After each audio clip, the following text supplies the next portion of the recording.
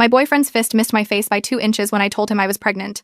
The wall behind me exploded into dust and blood. What he screamed next made everyone in the room gasp, and it was about to destroy my entire life. Hey everyone, hope you're doing all right today. Before we get into this wild story, grab yourself a coffee or tea, get comfy, because this one's gonna be intense. Marcus and I had been trying for a baby for almost 3 years. 3 years of disappointment, negative tests, and me wondering if something was broken inside me. Then last month, my period didn't show up. I took 6 tests because I couldn't believe the first 5. When those 2 pink lines finally appeared, I sat on my bathroom floor in our Vancouver apartment and cried until my best friend Jenna talked me down over FaceTime. She told me I needed to make this special. Don't just tell him over takeout poutine. Throw a proper party. Invite everyone who matters. Make this a memory we'd tell our kid about someday. So that's exactly what I did. 8 weeks later, our apartment was packed wall to wall with everyone I loved. My parents stood by the food table, probably already into the Molson. Jenna kept shooting me excited looks from across the room. Marcus's parents had flown in from Calgary, and his younger brother Dylan showed up early to help me set up chairs and organize the gift table. Marcus worked the crowd like he always did, cracking jokes, making everyone laugh, being the charming guy I'd fallen for 7 years ago. I watched him from the kitchen and felt my heart swell. Tonight, I was gonna make him the happiest man in Canada. I grabbed a spoon, tapped it against my wine glass, and the room slowly went quiet. About 50 faces turned toward me. My mom was already tearing up, and she didn't even know yet. Marcus made his way through the crowd and stood beside me, his arm wrapping around my waist. He looked at me with those warm brown eyes, completely clueless about what I was about to say. "Thanks for coming, everyone," I said, my voice shaking a bit. "I know some of you came from pretty far, and I promise it's worth it." I looked up at Marcus and smiled. "We're having a baby. I'm pregnant." The room exploded. My mom screamed. My dad started clapping so hard I thought he'd hurt himself. Jenna was jumping up and down yelling, "I knew it," even though she actually did know. Everyone was hugging and crying, and the energy in that room felt like pure joy. I turned to Marcus, expecting him to lift me up or spin me around or do something sweet. Instead, he was frozen solid. His arm had dropped from my waist. His face had gone completely white. "Marcus," I reached for him. "Babe, aren't you excited? We're finally gonna be parents." And that's when his fist came. Not at me, but at the wall right beside my head. The drywall cracked and crumbled. His knuckles came away bloody. The music kept playing for maybe 3 more seconds before someone killed it. Then there was nothing. Just silence. Just my heart pounding in my ears. I looked up at my boyfriend and didn't recognize the man standing over me. His face was twisted into something ugly, his chest heaving, his other hand clenched into a fist at his side. "You cheating slut," he yelled. "You really thought you could pass off some other guy's kid as mine?" I couldn't speak. My brain couldn't process what was happening. "Marcus, what are you talking about?" I finally managed. "I've never cheated on you. I would never." He laughed, and it sounded like something breaking. "Stop lying." He was screaming now, veins bulging in his neck. "You can't be pregnant with my baby, Sophie. I had a vasectomy 5 years ago, before we even moved in together. I can't have kids." The words hit me harder than if he'd actually punched me. A vasectomy. 5 years ago. He'd been letting me cry over negative tests for 3 years, knowing the whole time it was impossible. "So whose is it?" he continued, his voice getting louder. "Who've you been screwing behind my back? How long has this been going on?" The room was dead silent. My mother had her hand over her mouth, tears streaming down her face. My father looked like he wanted to murder someone but couldn't make his legs move. Then someone was beside me, warm hands on my shoulders, helping me up, brushing away the drywall dust from my dress. I looked up and it was Dylan, his face pale with shock as he stared at his brother like he was seeing a monster. "What the hell is wrong with you?" Dylan said, his voice shaking. "You just lost it on your pregnant girlfriend in front of everyone." He positioned himself between me and Marcus like a shield. Marcus was pacing back and forth like a caged animal, running his hands through his hair. "3 years I let you make me feel guilty for not giving you a baby," he spat. "And this whole time you were sleeping around." He turned to the room, arms wide. Look at her. Look at her standing there, acting confused. She knows exactly what she did. She knows whose baby that is. So there I was, face burning, entire family watching, accused of cheating by my own boyfriend. And the worst part? Marcus had proof. A vasectomy I never knew about. In his mind, this pregnancy was impossible unless I'd slept with someone else. I demanded a paternity test. It would take a week to come back, 7 days until I could prove I was innocent. But I didn't know those 7 days would be the worst of my life. Because while I waited for science to save me, everyone I loved was about to turn on me. Everyone left the party without saying goodbye. They just grabbed their coats and filed out one by one, eyes down, mouths shut. My parents were the last to go. My father hugged me so tight it hurt and whispered, "I'll handle him if you want me to." But I shook my head because I still believed this was a misunderstanding. When the door finally closed, I turned around and Marcus was already walking toward our bedroom.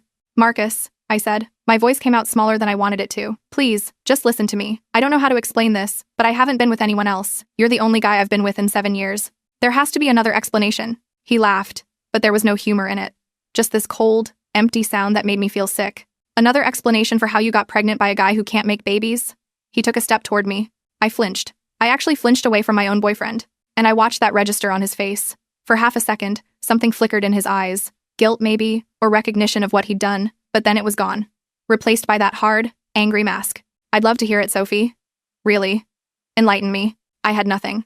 No explanation, no defense except my own word, which clearly meant nothing to him anymore. Then let's do a paternity test, I said. Let's prove it scientifically, because when that test comes back showing you're the father, you're gonna have to live with how you treated me tonight. You're gonna have to look me in the eyes knowing you punched a wall beside my head and called me those things and humiliated me in front of everyone I love. Something changed in his expression. Doubt, maybe, or fear. He was quiet for a long moment, and I let the silence stretch because I needed him to feel the weight of what he'd done. Fine, he finally said. First thing tomorrow. We sat in the clinic waiting room like two strangers on the SkyTrain. Marcus sat 4 chairs away from me, arms crossed, jaw clenched so tight I could see the muscles jumping under his skin. Every few minutes, he'd glance at me and then look away, like even the sight of me made him sick. I wanted to scream at him. I wanted to grab his face and force him to look at me, really look at me, and see that I was telling the truth. But I just sat there with my hands folded in my lap, staring at the wall, trying not to cry in public. The nurse called my name first, and I went alone because Marcus refused to be in the same room while they drew my blood. Afterwards, she told me I'd have to wait 7 to 10 business days. I sighed heavily. That meant a week of this hell. I nodded and thanked her and walked back to the waiting room on legs that didn't feel like mine. The texts from his family started on day 2. His mother went first. I always knew you were trash. Now my whole family knows it too. His sister followed an hour later. You disgust me. I hope you lose that baby. His aunt sent a paragraph about how she'd warned Marcus not to move in with me. How she'd seen the red flags from day 1. How I'd fooled everyone with my nice girl act. But now, the mask was off. His cousin sent a photo of me from the party, mid-stumble, with the caption, "Cheaters always get what they deserve." I sat on my bed reading message after message until my phone screen blurred from tears. These people had hugged me at Christmas. They'd sent me birthday cards. They'd told me I was family. Now, they were calling me names I'd never been called in my life and wishing harm on my unborn child. I turned off my phone because I couldn't take anymore. Jenna came over that afternoon and found me still in bed. She climbed in next to me like we were kids again and held me while I cried. You need to leave him, she said softly. He punched a wall 2 inches from your head, Sophie. In front of witnesses. You could press charges. You could take him for everything. My mother called that night saying the same thing. So did my father. So did everyone in my family who reached out. Leave him. Sue him. Make him pay. But I couldn't. Not yet. Because the test would prove I was innocent, and then everything would go back to normal. It had to. I lay awake that night with my hand on my stomach, trying to feel something, some connection to the life growing inside me. But all I felt was doubt. What if Marcus was right? What if the vasectomy made it impossible? What if somehow, some way, something had happened that I couldn't remember? The thought made me sick, but I couldn't stop it from creeping in. I went through every night of the past 4 months in my head. Every time Marcus and I had been together. Every moment I'd been alone. Nothing made sense. I knew I hadn't cheated. I knew it in my bones. But if Marcus really couldn't have children, then whose baby was this? On day 4, Dylan knocked on my door holding a bag of A&W takeout. Figured you weren't eating, he said. His voice was gentle, his eyes soft with concern. I hadn't showered in 2 days. I was wearing the same sweatpants I'd slept in, and my hair was a tangled mess on top of my head. I looked rough, but Dylan didn't seem to notice or care. He just stood there on my doorstep, waiting patiently for me to let him in. And I did. We sat at the kitchen table, and Dylan unpacked teen burgers and onion rings and root beer. He didn't ask me what happened. He didn't ask me to explain myself or defend myself or prove anything. He just handed me a burger and said, "Eat something, please." So I did. Small bites at first because I had zero appetite, but the food was warm and the company was warmer, and slowly I started to feel almost human again. Dylan talked about stupid stuff. A Canucks game he'd watched last week, a coworker who kept microwaving fish in the office break room, his neighbor's dog that barked at 3 in the morning every single night. He filled the silence with easy conversation that didn't require anything from me except to listen. And when I finally started crying, which I knew I would, he didn't panic or pull away. He just moved his chair closer and put his arm around my shoulders and let me fall apart. "I didn't do anything wrong," I said between sobs. "I know you probably think I did, but I swear, Dylan, I have never been with anyone except your brother. I don't know how this happened. I don't understand any of this." He rubbed slow circles on my back and shook his head. "I believe you," he said quietly. "I don't know what's going on, but I know you're not that kind of person. Anyone who spent 5 minutes with you knows that." I cried harder because after 4 days of being treated like a criminal, someone finally saw me. Someone finally believed me without demanding proof. Dylan stayed for 2 more hours. He washed the dishes even though I told him not to. He made sure I had his number saved in my phone in case I needed anything. And when he left, he hugged me at the door and told me to call him any time, day or night, if things got too heavy. I watched him drive away and felt something I hadn't felt in days. Hope. Someone was on my side. Now I gotta ask you something. When you're going through the worst time of your life, who shows up for you? Comment below about that one person who had your back when everyone else walked away. Because trust me, this story is about to take the darkest turn you can imagine. I survived the week from hell. Marcus's family calling me every name. Jenna begging me to leave him. Marcus looking through me like I was already gone. The only person who didn't treat me like a criminal was Dylan. He checked on me every day. brought me food when I couldn't eat, told me Marcus was wrong for what he did. But I held on because the test results were finally here. This was my proof, my vindication. Except when I opened that envelope, I didn't find salvation. I found something that made everything 1,000 times worse. 3 more days passed before the envelope arrived. Dylan checked on me a few times and brought Tim Hortons when he could. But mostly I was alone in an apartment where my boyfriend lived 20 feet away and acted like I didn't exist. Marcus had been locked in the spare room since the night of the party. He'd leave for work before I woke up. He'd come home after I'd already gone to bed. The only sign he was still living there was the coffee mug in the sink every morning and the sound of the spare room door clicking shut every night. We existed in the same apartment like ghosts who couldn't see each other. Sometimes I'd stand outside the spare room door with my hand raised, ready to knock, ready to try one more time.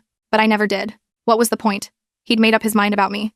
The only thing that would change it was proof. And proof was coming. When the mail carrier finally showed up on day 7, I was standing at the window like I'd been doing every afternoon. My heart jumped into my throat the second I saw the white envelope in their hand.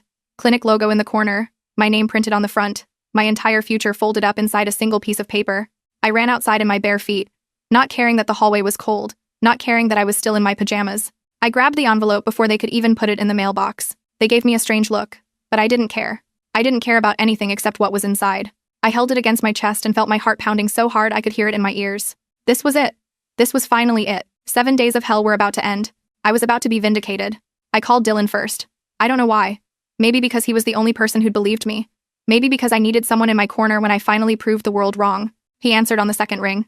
The results came, I said, and I could hear the hope in my own voice. They're here, Dylan. I'm holding them right now. He told me he'd be there in 15 minutes and to wait for him before I opened anything. I agreed because I wanted witnesses. I wanted everyone to see the moment I was proven innocent. Then I went to the spare room door and knocked. No answer. I knocked again, harder this time. Marcus, I called through the door. The results are here. Come out. I want you to see this with your own eyes. I pressed my ear against the wood and heard movement inside. Footsteps, the creak of the bed, then silence. I knocked a third time. I'm not going away. This affects both of us, and you're gonna be here when I open it. More silence. Then, finally, the lock clicked. The door swung open, and Marcus stood there looking at me with empty eyes. He'd lost weight in the past week. His face was pale, and there were dark circles under his eyes like he hadn't been sleeping either. For half a second, I felt sorry for him. Then I remembered the wall. I remembered the names he'd called me. I remembered the way he'd turned the whole room against me. The sympathy disappeared. He didn't say a word. He just walked past me toward the kitchen and sat down at the table with his arms crossed, waiting. I followed him and placed the envelope in the center of the table between us. Neither of us touched it. We just stared at it like it might explode. Dylan arrived 10 minutes later. I heard his car pull into the parking lot and went to let him in. He looked nervous, which surprised me. His eyes kept darting to the envelope on the table and then back to my face. You okay? He asked quietly. I nodded because I was more than okay. I was ready. I was finally going to prove that I hadn't done anything wrong. He followed me into the kitchen and froze when he saw Marcus sitting there. The two brothers looked at each other for a long moment. Something passed between them that I couldn't read. Then Dylan pulled out a chair and sat down, positioning himself closer to me than to Marcus. You haven't opened it yet, Dylan said, stating the obvious. I shook my head. I wanted witnesses. I wanted both of you to watch me open it so no one can say I tampered with anything, so no one can claim I switched the results or forged something or whatever other accusation might come next. I looked directly at Marcus when I said that last part. He didn't react, just sat there with his arms crossed and his jaw tight, staring at the envelope like he was trying to set it on fire with his eyes. Dylan reached across the table and put his hand over mine. His palm was warm against my cold fingers. Whatever happens, he said softly, I'm here, okay? No matter what that paper says, I'm not going anywhere. I squeezed his hand and thanked him for being the only person who'd stood by me through this nightmare. The only person who'd believed me when everyone else had already decided I was guilty. Marcus's eyes locked onto our hands, and something dark flickered across his face. His jaw tightened even more. His nostrils flared. Seriously? He laughed, but there was no humor in it. Just ice. I'm sitting right here, and you're holding hands with my brother. Should I even bother reading those results? Or do I already have my answer? I pulled my hand away from Dylan's and stood up so fast my chair scraped against the floor. The sound was loud in the quiet kitchen. Don't you dare, I said, and my voice came out stronger than I expected. Don't you dare twist this into something it's not. Your brother is the only person who's been kind to me while you've been treating me like garbage. He's been bringing me food because I can't eat. He's been checking on me because you won't even look at me. So don't you sit there and act like I'm doing something wrong by accepting basic human kindness from the only person who's offered it. Marcus rolled his eyes. Just open the envelope, Sophie. I don't have all day to listen to your excuses. I took a deep breath and picked up the envelope. It felt heavier than it should, like the weight of my entire relationship was pressed into that single piece of paper. I looked at Marcus and felt something surge in my chest. Confidence. Certainty. I knew I hadn't cheated. I knew I hadn't been with anyone else. Whatever was in this envelope was going to prove it, and then he was going to have to look me in the eyes and apologize for everything he'd put me through. I held on to that image as I slid my finger under the seal. The sound of the paper tearing was impossibly loud. I pulled out the single sheet inside and unfolded it slowly, savoring the moment. This was it. This was my vindication. My eyes scanned the words at the top. Medical terminology, reference numbers, my name, Marcus's name, and then the results.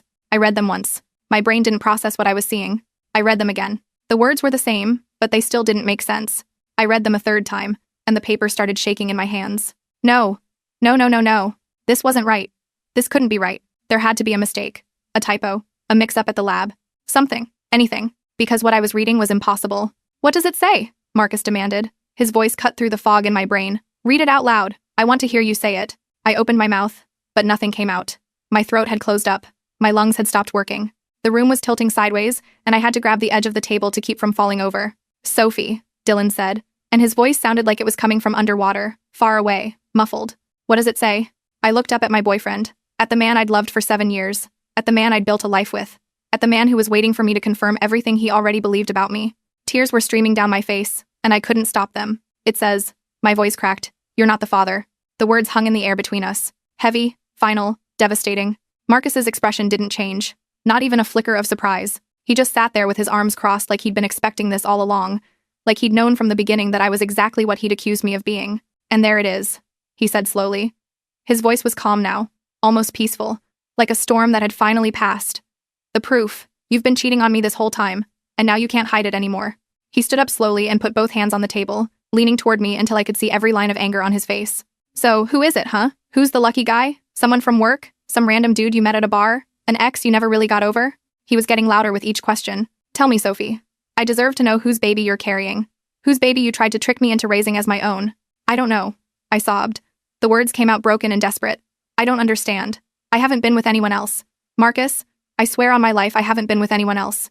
There has to be a mistake. The lab made an error. We need to take another test. We need to. He slammed his fist on the table so hard the envelope jumped, and my whole body flinched. The test isn't wrong. He was screaming now, full volume, veins bulging in his neck just like the night of the party. Science doesn't lie. Sophie, DNA doesn't lie. The only liar in this room is you. He pointed his finger in my face, and I could see his hand shaking with rage. You've been lying to me for months, maybe years, and now you're standing there crying like you're the victim, like I'm the bad guy for being angry that my girlfriend got pregnant by another man. I didn't do this, I screamed back at him. Something inside me broke. All the fear and confusion and desperation came pouring out as rage. I don't know how this happened, but I didn't do this. I've never been with anyone except you. Not once in 7 years. I don't understand what's happening, but I know I didn't cheat. You have to believe me, Marcus. Please. I grabbed his arm, desperate for him to see me. Really see me. To look past his anger and recognize the woman he'd been with. The woman who loved him. The woman who would never betray him. Please believe me. Please. I'm begging you. He shoved me away so hard I stumbled backward. My hip hit the counter, and pain shot through my side. Dylan jumped up and caught me before I could fall further, his arms wrapping around me to steady me. Don't touch me, Marcus snarled. His face was twisted into something I didn't recognize. Pure hatred. Pure disgust. Don't ever touch me again. You make me sick. Looking at you right now makes me physically sick. I can't even stand to be in the same room as you. He turned to Dylan, who was still holding on to me, and his eyes narrowed. And you? My own brother, sitting here holding her hand, comforting her, being her shoulder to cry on while my relationship falls apart. He took a step toward Dylan, and for a second I thought he was going to swing. Did you know about this? Did you know she was sleeping around behind my back? Have you two been laughing at me this whole time? Dylan's face went pale. His arms tightened around me, almost protectively. I didn't know anything, he said quietly. His voice was steady, but I could feel his heart pounding against my back. I swear to you, Marcus, I just came to support her when the results came in. That's all. I had no idea. Marcus stared at his brother for a long moment, searching his face for something. Then he laughed. That horrible, cold laugh that made my blood run cold. Support her. Right. Well, congratulations. She's all yours now. You can have her. I'm done. He turned and stormed toward the spare room. I heard drawers being yanked open, clothes being thrown, hangers clattering to the floor. Dylan let go of me, and I stood there in the middle of the kitchen, frozen, tears streaming down my face, my whole body shaking so hard I thought my bones might rattle loose. This wasn't happening. This couldn't be happening. I'd been so sure, so completely certain that the test would save me, that science would prove what I already knew, prove I was innocent and faithful. Instead, the test had destroyed everything, and it hadn't even given me answers. It just told me Marcus wasn't the father. It didn't tell me who was. It didn't explain how any of this was possible. It just left me standing in my kitchen with my whole life in pieces and no idea how to put them back together. Marcus came back 10 minutes later, dragging 2 suitcases behind him. He didn't look at me as he walked toward the front door. His face was set in stone. His eyes were fixed straight ahead like I was already invisible to him. Marcus, wait, I begged, running after him. I grabbed the back of his jacket, and he spun around so fast I stumbled backward. "Don't touch me," he said through clenched teeth. "What part of that don't you understand?" I held up my hands in surrender, tears blurring my vision. "Please. We can figure this out. We can take another test. Something is wrong. Something doesn't make sense. I know I didn't cheat, Marcus. I know it. There has to be an explanation." He stared at me for a long moment, and for just a second, I saw something flicker in his eyes. Doubt maybe, or sadness, or the ghost of the man he used to be. Then it was gone, replaced by that cold, hard mask. "The only thing that doesn't make sense is how I didn't see what you really were sooner. My mother was right about you. My whole family was right about you. I should have listened to them from the beginning." He picked up his suitcases and opened the front door. "I'm staying with Felix until I figure out what to do about the apartment. Don't call me, don't text me, don't try to contact me at all. As far as I'm concerned, you don't exist anymore." The door slammed behind him so hard the pictures on the wall rattled. Then his car started. Then he was gone. And I was alone. I collapsed onto the kitchen floor and cried so hard I thought I might shatter into 1,000 pieces. Dylan knelt down beside me and tried to put his arm around me, but I pushed him away. I didn't want comfort. I didn't want kindness. I wanted answers. Because I knew I hadn't cheated. I knew I hadn't been with anyone else. I had never let another man touch me in 7 years. So how was this possible? How was I carrying a baby that wasn't my boyfriend's? I stared at those results, knowing how guilty this looked. Marcus was gone. He wouldn't even let me explain. He'd already decided I was a cheater and a liar. But I still had no idea how this happened. I didn't know that Jenna was about to ask me a question that would change everything. A question I should have asked myself weeks ago. I called Jenna before the sun came up. She answered on the first ring, like she'd been waiting by the phone all night. "The results came back," I said. My voice was raw from crying. "Marcus isn't the father." She was at my door within the hour. I let her in and handed her the paper without saying anything. She read it twice, her face getting paler each time. Then she set it down on the kitchen table and looked at me with an expression I couldn't read. "Sit down," she said. "We need to talk through this." I sat across from her at the table. The same table where Marcus had slammed his fist. The same spot where Dylan had held my hand. The exact place where my entire life had fallen apart less than 12 hours ago.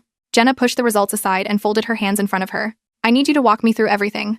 Not the party. Before that, when do you think you conceived?" I stared at her. "What does that matter? The test says Marcus isn't the father. That's the only thing that matters. Just answer the question. Sophie, when do you think it happened?" I tried to focus. My brain felt like it was full of static. "I don't know exactly. Marcus and I were together a lot during that window. We had a whole system. Ovulation tracking, temperature charts, scheduled nights. It could have been any of those times." Jenna shook her head. "You're about 12 weeks along. That means conception happened roughly 10 weeks ago, maybe 11. She leaned forward. "Think harder. Is there any night during that time that stands out? Anything that felt different or strange?" I closed my eyes and tried to go back. All those nights of trying so hard blurred together. The same routine, the same hope, the same disappointment month after month until the one test that finally came back positive. But then something floated up from the back of my mind. A night I hadn't thought about since it happened. A night that was different from all the others. "There was one night," I said slowly. My eyes were still closed, reaching for details I'd never bothered to examine before. "About 10 or 11 weeks ago, I woke up because someone was shaking me gently. Then I felt them kissing my neck. I paused, remembering. I asked if they were in the mood, and they just hummed. Like a yes. And I remember wanting a baby so badly, I went along with it." Jenna's voice was steady. "What else do you remember?" I tried to pull more from the fog. It was completely dark. We have blackout curtains because Marcus is a light sleeper. I couldn't see anything, not even an outline. I paused. Something was shifting in my chest, something uncomfortable. They never actually said anything, not one word the whole time. Usually Marcus would whisper to me, tell me he loved me, ask if I was okay. But that night it was just the hum. And when it was over, they just rolled away and went to sleep. Or I thought they did. I was so tired I passed out again right after. Jenna was quiet for a long moment. I opened my eyes and found her staring at me with an expression that made me dizzy. When she spoke again, her voice was careful, gentle, like she was trying not to break something fragile. "Sophie, I need you to really think about what I'm about to ask you." I felt my whole body tense. "Okay." She reached across the table and took my hands. Her fingers were cold. That night, the darkness, the silence, the way they didn't speak, just hummed. She squeezed my hands. "Are you absolutely certain it was Marcus?" I yanked my hands back like she'd burned me. What kind of question is that? Of course it was Marcus. I was in my own bed, in my own apartment. Who else would it have been? But even as the words came out, something cold started crawling up my spine. Jenna didn't look away. "You said it was pitch black. You said they never spoke. Not one word. Just a hum that could have come from anyone." She paused. "How do you know it was him?" "Because it had to be him," I said, but my voice was shaking. "He was there when I woke up in the morning. Nobody else could have gotten into our apartment. What you're suggesting is insane, Jenna. Completely insane." Jenna's face was pale, but her voice stayed steady. "I'm not suggesting anything. I'm asking you to consider something. A possibility that would explain why you're pregnant with a baby that isn't Marcus's, even though you swear you never cheated." I stood up so fast my chair crashed backward onto the floor. I needed to move. I needed to get away from this conversation. I needed my best friend to stop saying things that were making the walls close in around me. No, I said, backing away from the table. That's not possible. I would have known. I would have felt that something was wrong. I would have. But would I have? The room was completely dark. Not a single word was spoken. Just that one low hum. The hands didn't touch me the way Marcus's usually did. Rougher, more urgent, less careful with me. I'd told myself it was because he was half asleep. Exhaustion made people different. Sometimes intimacy didn't have to be gentle to still be love. What if it wasn't love at all? What if it wasn't Marcus? Oh God, I whispered. My back hit the kitchen counter, and I grabbed it to keep myself upright. Jenna, oh my God. She was out of her chair instantly, crossing the room to catch me as my legs gave out. Her arms wrapped around me and held me up while my whole body started to shake. Breathe, she said into my hair. Just breathe. We don't know anything for sure yet. This is just a possibility. We need to think about this clearly. But I couldn't think clearly. I couldn't think at all. If Jenna was right, then an intruder had come into my home while I was sleeping. A stranger had climbed into my bed in the dark. My body had been used while I thought it was my boyfriend. And I'd gone along with it eagerly, wanting a baby so badly that I never questioned the silence, never wondered why the darkness felt different, never stopped to make sure the person touching me was actually Marcus. Who? I choked out. The word barely made it past my throat. Who would do something like that? Who has access to our apartment in the middle of the night? Jenna went very still. Her arms tightened around me. And then she said something that made my blood turn to ice. Who has a key to your place, Sophie? The answer hit me like a truck. The only person who had one was Dylan. Dylan had a key. Marcus gave him one 3 years ago when we went to Montreal for a week and needed someone to check the mail. We never asked for it back. My mind started racing through everything from the past week. His kindness when everyone else turned on me. His certainty that I hadn't cheated. Showing up at my door without being called. Sitting too close. Touching my hand. Telling me maybe my relationship falling apart was for the best. Being there when I opened the results. Holding my hand while I read the words that destroyed my life. No, I said. But even as I said it, pieces were clicking into place. Horrible pieces. Pieces I didn't want to see. Not Dylan. He wouldn't. He's Marcus's brother. He's been helping me. He's been... I trailed off. Helpful. Attentive. Always there. Never surprised by anything that happened, like he already knew how it would end. Jenna pulled back and looked me in the eyes. We need to find out for sure. Another test. One that compares your baby's DNA to Dylan's. My hands were shaking so hard I could barely stand. And if it's him? If the test comes back positive? What do I do then, Jenna? What do I do if Marcus's own brother did this to me? Before we continue, I need to pause here and ask you something important. Have you ever had someone you trusted completely turn out to be someone else entirely? Someone who betrayed you in the worst way possible? Drop a comment if you've experienced this kind of betrayal, because what's coming next will show you just how deep Dylan's deception really goes. Jenna didn't have an answer. Neither did I. But I knew one thing for certain. Marcus needed to hear this. He needed to know what his brother might have done. I grabbed my phone and called him. Straight to voicemail. I called again. Same thing. 5 more times I tried, each call going nowhere, each ring making me more desperate. He'd blocked me, or he was ignoring me. Either way, I wasn't getting through. He's staying with Felix, I told Jenna. I know where that is. I'm going over there. She tried to stop me, told me I should wait until I had proof, told me showing up hysterical with accusations against his brother would only make things worse. But I couldn't wait. Every second that passed was another second Marcus believed I'd betrayed him. Another second Dylan got away with what he did. I grabbed my keys and ran to my car before Jenna could say anything else. The drive to Felix's place in Burnaby took 20 minutes. I spent every one of them rehearsing what I would say, how I would make Marcus listen, how I would convince him that his own brother had done something unthinkable. By the time I pulled into the parking lot, my hands were shaking so badly I could barely turn off the ignition. Felix's apartment was on the 2nd floor. I took the stairs 2 at a time and pounded on the door so hard my knuckles ached. No answer. I pounded again. Marcus, I yelled through the wood. I know you're in there. Open the door, please. I figured it out. I know what happened. Silence. Then footsteps. Then the door swung open, and Marcus stood there, looking at me like I was a ghost he'd been trying to outrun. His eyes were red. His clothes were wrinkled. He looked like he hadn't slept in days. Go away, Sophie. His voice was flat. Dead. I don't want to hear any more lies. I pushed past him into the apartment before he could stop me. Felix was sitting on the couch looking uncomfortable.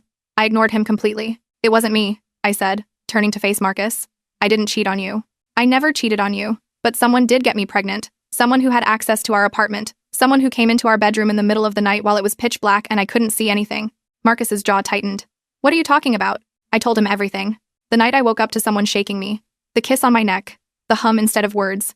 The complete darkness. The way nothing felt quite right, but I was so desperate for a baby that I didn't question it. The way whoever it was never spoke. Not once. Just that single hum when I asked if they were in the mood. Marcus's face changed as I talked. The anger was still there, but it was moving away from me and toward something else. Someone else. Who has a key to our apartment? I asked him. Besides us. Who else can get in? I watched the realization hit him. Watched his eyes widen. Watched his hands curl into fists at his sides. Dylan, he whispered. The name came out like poison. I nodded. Tears were streaming down my face, but I didn't wipe them away. He's been so helpful this whole week, Marcus, showing up without being asked, bringing me food, telling me you didn't deserve me, holding my hand when I opened those results. My voice cracked. He knew. He knew the whole time because he's the one who did it. Marcus didn't say anything for a long moment. His chest was heaving. His face had gone from pale to red. When he finally spoke, his voice was barely controlled. Get in the car. We drove to Dylan's apartment in complete silence. Marcus's knuckles were white on the steering wheel. His jaw was clenched so tight I could see the muscles jumping under his skin. I didn't know what he was going to do when we got there. Part of me was scared to find out. Dylan's building was a decent complex in East Van. We pulled into the parking lot, and Marcus was out of the car before I even had my seatbelt off. I ran after him as he stormed toward the entrance. He didn't buzz. He didn't call. He just waited until someone came out and caught the door before it closed. We took the elevator to the 3rd floor. Marcus pounded on the door with his fist. For a few seconds, nothing happened. Then the lock clicked. The door swung open, and there was Dylan. He wasn't surprised to see us. That was the first thing I noticed. No shock on his face, no confusion, no panic. He just stood there in the doorway looking calm, almost peaceful, like he'd been waiting for this exact moment. "Hey," he said. His voice was steady, casual, like we just stopped by for a visit. Marcus grabbed him by the shirt and shoved him backward into the apartment. "Tell me the truth," he growled. "Tell me what you did to my girlfriend." Dylan didn't fight back, didn't try to defend himself. He just let Marcus push him until his back hit the wall. Then he looked past his brother, directly at me. His eyes found mine, and something in them made my skin crawl. Intensity, hunger, possession, like he was looking at something that belonged to him. "Sophie," he said softly. My name in his mouth made me want to vomit. "I've been waiting so long to finally tell you everything." Dylan stood in that doorway looking at us like he'd been expecting this moment his whole life. No panic, no guilt, just this calm expression that made my skin crawl. Marcus demanded answers. I held my breath, waiting for denials, excuses, anything that would let me pretend this was some horrible mistake. But he didn't deny it. He smiled. And what came out of his mouth next proved that this wasn't a moment of weakness or a drunken accident. This was planned. This was obsession. This was everything. The corners of Dylan's mouth curled upward in a way that made him look like a completely different person. Not the kind brother who brought me A and W. Not the gentle voice that told me everything would be okay. This smile was slow and deliberate and wrong. The kind of smile someone wears when they've been keeping a secret for years and finally get to say it out loud. "You might want to let go of me, Marcus," Dylan said. His voice was steady, conversational, as if Marcus wasn't pinning him against the wall with murder in his eyes. "This is going to be a long conversation, and you'll want to sit down for it." Marcus's hands twisted tighter into Dylan's shirt. The fabric bunched and strained under his grip. A vein was pulsing visibly in his neck, and his breathing had gone ragged. "Start talking right now. Tell me what you did." Dylan didn't struggle, didn't try to push Marcus off. He just stood there against the wall, looking more relaxed than anyone in his position should be. Then his eyes slid past Marcus and landed on me. I wanted to look away, but I couldn't. Something about his gaze pinned me in place. He stared at me the way a predator stares down prey. It became clear I was his target from the moment we met, and he was determined to make me his. "Fine," Dylan said softly. His eyes never left mine, even though he was answering Marcus. "You want to know what I did? I'll tell you everything. But first, you should know that I'm not sorry. Not even a little bit. What I did was the best decision I ever made." My chest felt like someone was sitting on it. Every breath took effort. I pressed my back harder against the wall because my legs weren't trustworthy anymore. They felt hollow, disconnected from the rest of me. Marcus slammed Dylan against the wall hard enough to make a picture frame rattle. "Talk." Dylan let out a small laugh. "Having your spare key gave me so much power. Power I've been wanting for a long time. I loved that I had access to your place. Your life." He tilted his head slightly. "Your girlfriend." The word girlfriend came out of his mouth like he was tasting something sweet. I felt my dinner rising in my throat. Marcus's whole body had gone rigid. The muscles in his arms were straining against his shirt. His jaw was clenched so tight I could hear his teeth grinding. That night, Dylan continued, I knew exactly what I was doing. I'd been tracking Sophie's ovulation schedule for months. At every family dinner, she talked about how badly she wanted a baby. She cried about you two trying for so long, that she was starting to lose hope, and I couldn't have my sweet, precious Sophie feel that devastated. Every word hit me like a physical blow. He'd been watching me, studying me, learning when I was most vulnerable. But then something interesting happened, Dylan continued. His voice had turned almost cheerful now. You got a vasectomy, and you didn't tell her. You let her believe something was wrong with her body, while you sat there, knowing the whole time you'd made sure she could never have your baby. He laughed softly. That's when I realized the universe was giving me a sign. You didn't want to be a father, but I did. And Sophie deserved to have the baby she'd been crying herself to sleep over for 3 years. Dylan continued. I waited for the perfect night. I knew your bedroom layout, knew about the blackout curtains, knew Marcus slept like the dead after his Wednesday hockey games. All I had to do was slip in around 2:30 a.m., climb into bed, wake you up the way a boyfriend would. He looked at me again, and his expression softened into something that made me want to scream. Tenderness. Affection. Like he was remembering a romantic moment we'd shared. You were so sweet that night, Sophie. So eager. When I kissed your neck, you made this little sound, this happy little sigh, and when you asked if I was in the mood, I almost broke character and told you the truth right there. How much I loved you. Wanted you. He smiled happily at that, while tears poured down my face. I couldn't do anything except stand there and listen to him describe the worst thing that had ever happened to me. But I stayed quiet, Jeff continued. Just hummed a yes and let you believe what you wanted to believe. And afterwards, when you curled up against me in the dark, I laid there for almost an hour just holding you, listening to you breathe, feeling your heartbeat against my chest. It was the happiest I'd ever been. Marcus released one hand from Dylan's shirt and pulled it back into a fist. His knuckles were white. His arm was shaking with the effort of not swinging. You sick piece of trash, Marcus spat. Each word came out through gritted teeth. You violated my girlfriend. In my house. In my bed. Dylan's eyes finally moved to his brother. Something flickered in them. Not guilt. Not shame. Annoyance. Like Marcus was interrupting something important. She was never really yours, Marcus. That's what you don't understand. From the moment I met her at your birthday party 7 years ago, I knew she was supposed to be with me. But you got there first. You always got there first. The better grades, the better job, the better everything. And then you got her too. His voice dropped lower, harder. I spent 5 years watching you take her for granted. 5 years watching you ignore her while she tried so hard to be a good girlfriend. 5 years knowing I could love her better than you ever would. I pressed my hand over my mouth to keep from sobbing out loud. 5 years. He'd been watching me for 5 years. Every family dinner. Every holiday. Every time he came over to watch the Canucks game. He'd been looking at me like this. Wanting me like this. And I never knew. Marcus's fist connected with Dylan's jaw so hard the sound echoed off the walls. Dylan's head snapped to the side, and blood appeared at the corner of his mouth. But he didn't fall, didn't cry out, didn't even raise his hands to defend himself. He just turned his head back slowly and looked at his brother with that same calm expression. Then he laughed, blood on his teeth and joy in his eyes. That felt good, didn't it? Dylan said. Hit me again if you want. Break my nose. Knock out my teeth. None of it changes anything. I did what I did, and I don't regret a single second of it. He spit blood onto the floor. That baby Sophie's carrying? That's my baby. My child. The only family I've ever made for myself. And you can hate me all you want, but you can't undo that. You can't take that away from me. I slid down the wall until I was sitting on the floor. My legs had finally given up completely. Jenna wrapped her arms around me while I tried to make myself as small as possible, tried to disappear, tried to stop hearing his voice, but it kept going. And these past 2 weeks, Dylan stepped away from the wall now that Marcus had let go of him. He wiped the blood from his chin with the back of his hand. Those were the best days of my life. Sitting with you in your kitchen, Sophie, holding your hand, telling you I believed you when everyone else called you a liar, watching you look at me like I was the only person in the world who cared. He took a step toward me, and Marcus immediately moved between us. I got to be there for you. I got to comfort you. I got to be the man you needed while your boyfriend treated you like garbage. Every tear you cried on my shoulder was proof that I was right. You should have been with me from the beginning. I was shaking so hard my teeth were chattering. Every moment from the past 2 weeks was replaying in my head, but it all looked different now. His arm around me on the couch, his hand on my knee, the way he always sat too close, the way he looked at me when he thought I wasn't paying attention. I thought he was being kind, supportive, brotherly. He was savoring his victory, enjoying watching me suffer while knowing he was the reason for all of it. Sophie, Dylan said my name softly, almost lovingly. Look at me, please. I didn't want to, but something in his voice made me lift my head. He was standing a few feet away with Marcus blocking his path, but his eyes found mine easily, and what I saw in them terrified me more than anything else had. Hope. Genuine hope. Come with me, he said. Right now, tonight. We can leave this whole mess behind. Start over somewhere new. Raise our baby together the way it should have been from the start. The air left my lungs. He actually believed this was possible. He actually thought I might say yes. He'd violated me in the most intimate way possible, and he was standing there asking me to run away with him. You're insane, I whispered. The words came out thin and broken. You're completely insane. Something changed in his expression. The hope dimmed slightly, replaced by confusion, then frustration. I'm offering you everything, Sophie. A man who actually loves you. A father for your baby. A fresh start away from everyone who turned on you. Why would you choose to stay here with someone who punched a wall beside your head in front of 50 people?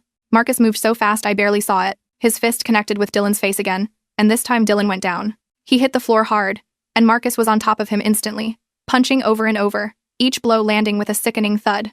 You don't get to talk to her, Marcus was screaming. Tears were streaming down his face. You don't get to look at her. You don't get to say her name. Do you understand me? Do you understand what you did?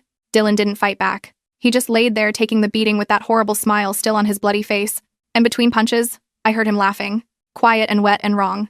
I sat on the floor of my boyfriend's brother's apartment, watching Marcus beat him bloody. And all I could think was that even if Marcus killed him right now, it wouldn't undo anything.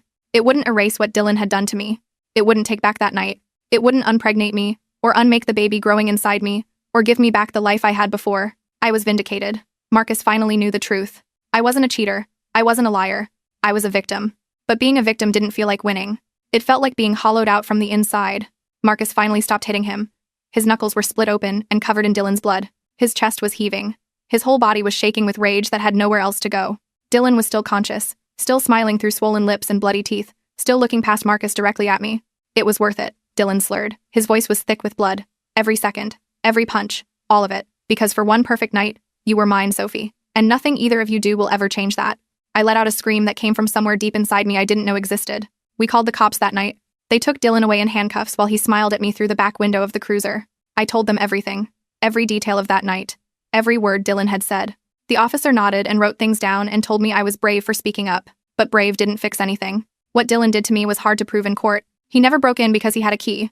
I never said no because I thought he was Marcus. The lawyer called it a he said, she said situation. Even though Dylan had told us everything himself. Even though Marcus and Jenna heard it all. Didn't matter. In the end, Dylan took a deal. Some small charge about unlawful entry. 6 months probation. A fine. No jail. Nothing that would follow him forever the way that night would follow me. Now let me ask you this. What do you think about our justice system when something like this happens? When you know someone violated you, but the law can't really touch them? Leave a comment about whether you think justice was served here, because honestly, I'm still trying to figure it out myself. Marcus and I tried to fix things. For about 3 weeks, we went to a counselor. Sat in a room and talked about trust and pain and healing. But every time I looked at him, I saw the party, the punch, the wall exploding beside my head, the way he called me a slut in front of everyone I loved, the way he decided I was a cheater before considering any other possibility. He said sorry 1,000 times, cried, begged, swore he'd spend his whole life making it up to me. But some things can't be fixed. Some words can't be taken back. He punched that wall beside my head. He shamed me in front of 50 people. He let his family send me texts wishing harm on my baby. Even though he knows the truth now, those 2 weeks of hell still happened. I filed for separation. He didn't fight it. I think part of him knew we were broken the moment his fist hit that wall. The stress took everything from me. 2 weeks after the separation was finalized, I woke up in the middle of the night with pain so bad I couldn't stand. Jenna drove me to Vancouver General. The doctor told me what I already knew from all the blood. I lost the baby.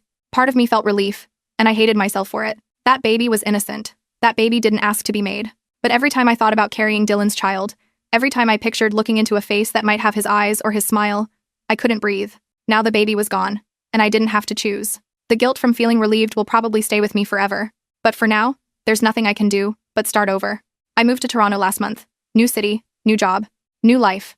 Far from everyone and everything that reminds me of what happened. Some days are better than others. Some days I can almost pretend it never happened. But then I'll see someone who looks like Dylan, or I'll wake up in the middle of the night and forget where I am.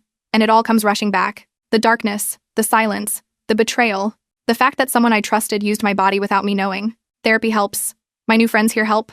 Time helps. But I don't know if I'll ever be the same person I was before that party. Before I announced my pregnancy with Joy and watched my entire life explode. So here's what I want you to take away from this story. And this is important. What goes around really does come around, eh? Dylan thought he could get away with what he did. Thought he could build a life on a lie. And maybe legally he did get away with it. But karma? Karma doesn't work on a legal timeline. I heard through mutual friends that he can't keep a relationship. Can't trust anyone. Lives alone. Drinks too much. Exactly what he deserves. And Marcus? He reached out last month to apologize again. Said he's been in therapy. Working on his anger. Dealing with the guilt of how he reacted. Too little too late. But at least he's trying. As for me, I'm learning that healing isn't linear. Some days I'm okay. Some days I'm not. But I'm here. I'm alive. I'm fighting. Drop a comment and let me know. Have you ever had to start completely over after something destroyed your life? How did you do it? Because honestly, we're all in this together, trying to figure out how to keep going after the worst happens. Thanks for listening, folks. Take care of yourselves. And remember, trust your gut. If something feels off, it probably is.